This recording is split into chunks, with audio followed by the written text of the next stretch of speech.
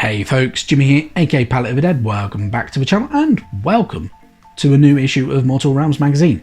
Now, as per usual, if you like these videos, hit the like button, subscribe to the channel if you haven't already, and of course, drop a comment down below. I love hearing back from you guys, it goes a massive way to help the channel too. And without further ado, let's crack on with it. So, we're on issue 78 this week. 2 issues left of this series. It's going to be a shame to see it go. It won't be the last 2 videos though. There will be a roundup video I think I'll do at the end, and a couple of other little bits and pieces. But yeah, it's been a long journey, but it's been a good journey at the same time. So, with this issue though, we get 2 bases. So we have the large oval base, which is for your Mortis Engine, which I presume most people will have started. And just need to base it up, or maybe need to paint it or something like that. And you also get a large round base. The large round base is for the Celestant Prime that we start getting from next week, which is a fantastic model as well. So keep those safe, because you are definitely going to need them.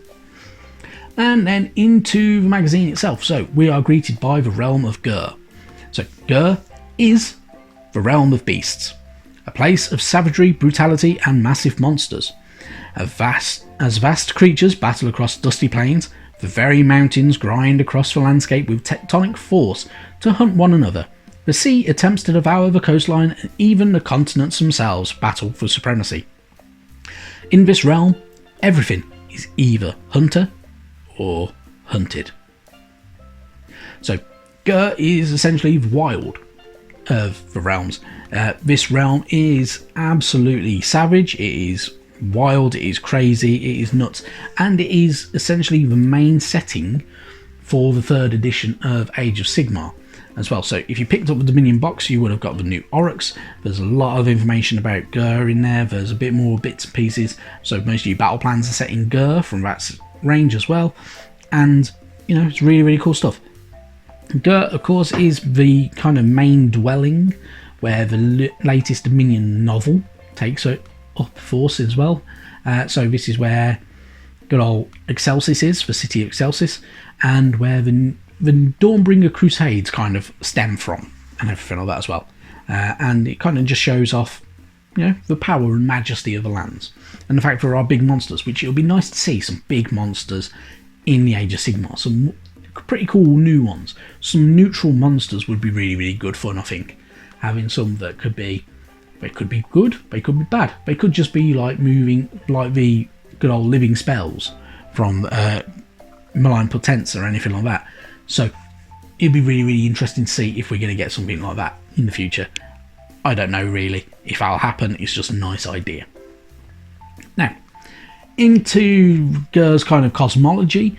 So Ghur is infused with rich primal magic. This magic makes it so that the flora, fauna and rocky vistas of the realm are huge and savage. Spars of rock resembling bestial tusks jut from the realm's surface, while the skeletons of gigantic beasts fossilise and become part of the landscape. So with Ghur, of course, Ghur being home to humans, orcs, gargants and countless monsters. Those who survive Ghur's many perils grow to be hardy folk, and they are master beast hunters. Ghur, of course, is also the home of Beastgrave. So Beastgrave being one of the more recent Warhammer Underworld box sets, and add its 2 factions. So Skeff's Wild Hunt, which is the Kanofi Elves, and also the Beastmen as well, which are really cool. So both sets of models, really good stuff. I must admit, I never finished mine, and I might do one day, who knows. But the actual novel behind them is actually really good, so if you get a chance to pick it up or get hold of it, it's really good. But Beastgrave did actually become infected with the Cataphrane curse that landed Shaiish in a lot of trouble as well, and the good old Shadespire. Moving on though, we have information from Realm Gate Wars. So this is all about the gates lost and held, and the Realm Gate Wars were built to a truly colossal assault that spanned the entire cosmos, and for the first time in centuries, the All Points itself was assaulted directly. So the All Points was seized by the Agents of Chaos, and nowhere except for Azir was safe from his armies, the armies of Archaon. And the Stormcast Eternals knew that if they failed to break Archaon's stranglehold, their gains in the Realm Gate Wars would be for nothing. So they sallied forth and they invaded the All Points when they got a chance to kind of try and topple the forces of Chaos from there and remove them from there. So, gates they held, so they relinquished, they managed to get hold of the power from the Brimfire Gate, which led to Akshi, which involved Vandus Hammerhand, who managed to pry control from the Brimfire Gate from the Bloodthirster known as Scarbrand. The Genesis Gate as well, which was used by Nurgle to invade Gairon. The Sylvaneth and Hallowed Knights managed to wrest control of that gate back. However, of course, there were a couple of gates that they never managed to get back so far. So at the End Gate, which is in Shyish, the Anvils of Heldenhammer sought aid from Nagash, but Nagash, being, himself, decided not to help out, and so that gate is still in the hands of Chaos. And then there is Mercutial Gate, which the Celestial Vindicators became incredibly close to winning and taking over in the realm of Shamon, but Archaon himself decided to intervene and managed to slay permanently Phostos Bladestorm in that exchange. Moving on though, we have more information about one of the champions of the forces of Sigmar, which is the Knight Heraldor. So, the blast of the Knight Heraldor's trumpet means liberation for the just and death to the wicked. Armed with mystical horns, storm-forged blades, and an unshakable conviction in Sigmar's cause, the Knights Heraldor accompany the Storm host into battle wherever they go. So, Knights Heraldor, pretty cool model, I must admit. I really like it. It's a really, really good model. There are two different models for the Knights Heraldor, and I have neither, and I'm kind of disappointed by that. It would have been nice to get one of these with this magazine. It would have been really cool to have one of them. But a really, really cool model. We've got all that kind of like overlapped mail, kind of metallic plates going over for kind of like to form kind of like a skirt, really. And then trumpet itself, which has the power to invigorate and embolden allies of the Stormcast Eternals and the Stormcast Eternals themselves, and also put a dread into their enemies, which is a pretty handy trick to have, if you're asking me. Now, that's the second version of the model, which is also really, really cool, and I must admit I really, really like it. As you can see, the mask is slightly different, so the mask actually has that kind of cutaway bit over the mouth, and that is so the trumpet can be blown. So, it is an adapted helm, which is the main thing.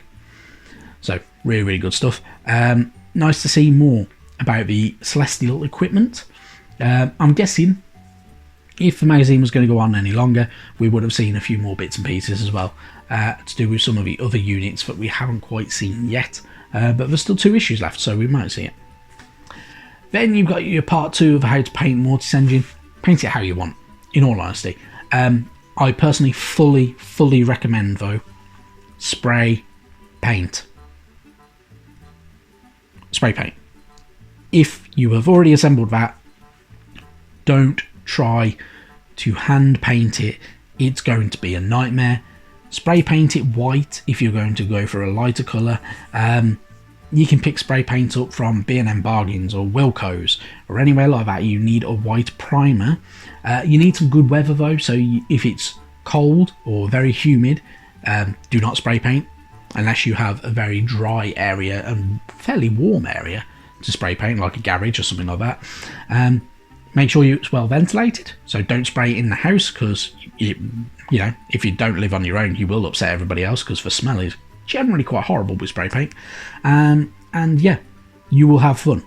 So spray paint it, be very careful with it, to make sure you get into all them nooks and crannies on it, and then get it ready for all the layers and everything like that. So if you wanted to, and if you want a little bit of a different trick, what you could do, spray paint the entire lot, absolutely coat it, then layer over what kind of shade you want, and then spray directly downwards onto the model when it's stood up like that with your white spray paint again, and it will give it a light dusting over the top and kind of keep all the shade below it all. You could do that if you wanted to. It's a different way of doing it. I'm not saying that I'm doing it that way, but you can do it and it would look pretty decent as well. Or if you've got an airbrush, you could do it that way. But really, really good stuff and really cool to have as well. And then going into it as well, you painted up your cage door, so it's entirely up to you how you wanted to paint this. Whether you wanted to paint it looking like bone, so using like things like your Ratcar flesh, Pallid Witch flesh, and Agrak Surf Shade on there. Entirely up to you, in all honesty. I've done mine kind of a bit of a stony look, really, so it looks a bit different. So it's actually more kind of grey so far, and that's kind of how I just envisioned it in my head. And I will paint up all the bone kind of features later on. Then all your other bits and pieces, so dry brushing over things like the banshees and all the ghostly apparatus that are going to be holding to your base and everything like that. Entirely up to you how you want to paint it, but it's actually a pretty decent way of doing it if you want a quick and simple way of doing it. And then of course covering your base and decorating the base to make it look really, really good. Use your skulls, so you could use bloodletter skulls, you can use Auroch skulls, you can use a bit of everything. Entirely up to you how you want to do it. If you are going to use bloodletter skulls, they are bloodletters, they are demons, so they will not be your standard bone colour or anything like that, so have a bit of fun with them. But you can have a bit of fun with that base. If you've got some static grass tufts, that'll work very, very well with it.